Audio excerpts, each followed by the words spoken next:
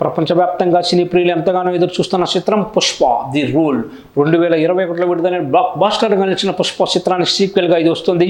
Icon star Allu Arjun హీరోగా సుకుమార్ దర్శకత్వంలో తెరకెక్కుతున్న ఈ చిత్రం డిసెంబర్ 5న ప్రపంచవ్యాప్తంగా గ్రాండ్గా రిలీజ్ అవుతుంది.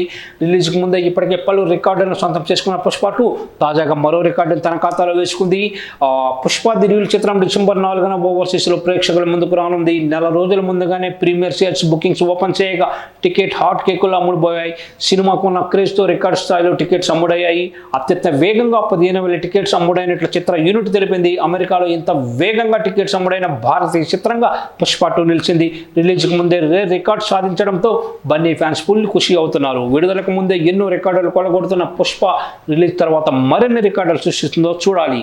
హైదరాబాద్ సహా చెన్నై, బెంగళూరు, ముంబై, పాట్నా, కొచ్చిలో ఒకేసారి ట్రైలర్ విడుదల చేయనున్నట్టు తెలుస్తోంది. ప్రపంచవ్యాప్తంగా 6 భాషల్లో 11,500 స్క్రీన్స్లో పుష్ప 2ను విడుదల చేయడానికి మేకర్స్ ప్లాన్ చేస్తున్నారు.